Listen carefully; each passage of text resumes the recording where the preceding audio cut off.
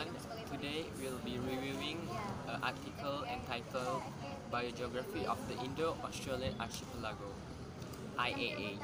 Indo Australian Archipelago exists in one of the most geologically dynamic regions in our Earth. The distribution of its biota has been debated, particularly in an area known as Wallachia. So, molecular genetics had been applied to understand the biogeography of the Indo Australian Archipelago. Present distribution patterns of species have been shaped largely by pre-Pleistocene dispersal. There is also changes in the connectivity of the islands within the archipelago, which had influenced the partitioning of intraspecific distribution. So, based on the journal Biogeography of the Indo Australian Archipelago that our group reviewing, it will focus on the conservation significance of the region and highlight the need for cross-taxon comparative studies using newly developed analytical approaches well suited to the challenges of historical inference. So, let's move on to the intro of IAA. What is IAA? IAA is also known as Malay Archipelago, is the most geographically complex tropical region on Earth. It comprises most of the southeastern countries like Brunei, East Timor, Indonesia, Malaysia, and many more. Let's move on to the history of IAA, which in the early 1980s, advances in geology and the recognition of the plate tectonic concepts allowed the formulation of possible recurrent mechanisms to explain the distribution of IAA. These models considered tectonic with the explosive growth of molecular phylogenetics and phylogeography made possible by DNA sequencing technology. Okay, we'll be next moving on to the Cenozoic geological change, which is the first part of the discussion. IAA comprised two continental shelves, which is the Sunda Shelf and the Sahul Shelf. At the beginning of Cenozoic, Sundaland was an emergent terrestrial region that crossed the equator. During 56 million years ago, the climate was warmer and wetter than today, and around 45 million years onward, it became more seasonal and drier up to 23 million years ago. Major change occurs in Eocene. India moved rapidly to north and collide with Asia in Paleogene. At the same time, Australia was barely separated from Antarctica. At late Neogene, Australia continued to move north and led to gradual emergence of Sumatra and Java as major land during Pliocene.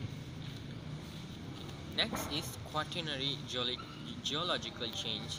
Sundaland now has a humid tropical climate with seasonal monsoon, but it may have been cooler and drier during Pleistocene glacial interval in the northern Sumatra. Next part of the discussion is paleoclimate reconstructions. There are several points here that I will be highlighting. First one is climate, which is Miocene to the present, which is the changes in climate affected the type and extent of different habitats. The second point is Sundaland habitat reconstructions. To explain this, fossil distributions and paleoclimatic reconstructions suggest that an area of low rainfall extended from the Thai Malay Peninsula to eastern Java and was covered with seasonal forests or savanna. Third point is the relative importance.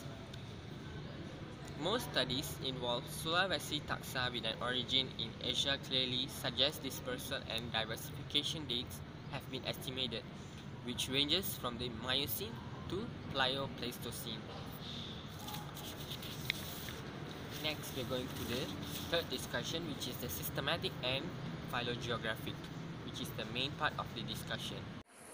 Wallace's earliest writings from Southeast Asia stress similarities between Java and Borneo and differences between Borneo and Sulawesi.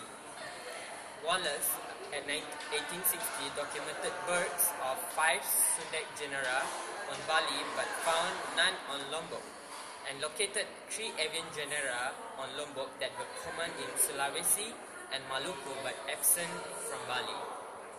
The practices of taxonomy and systematics in the IAA have changed substantially in the years since Wallace.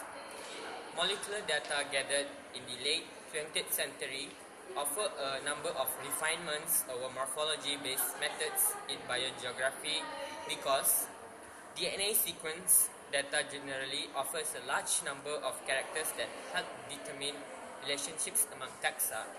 The second one is confidence in the strength of relationships can be assessed. Next, relationships among morphologically static taxa can be estimated. The next one is divergent times can be estimated. And finally, relative probabilities of different evolutionary hypotheses can be got.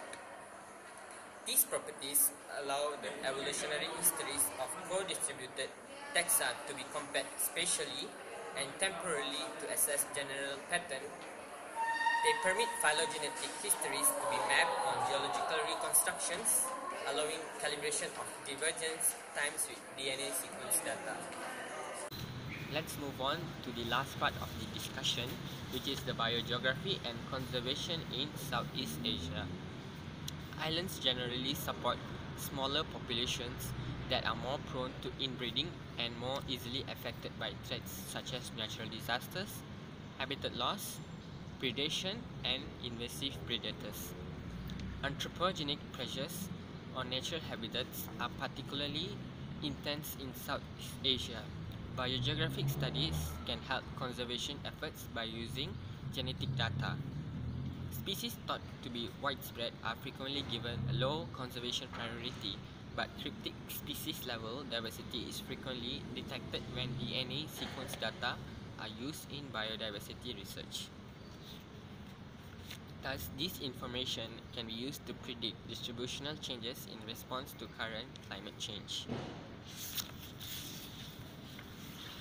The final one is the methodological advances will refine future investigations.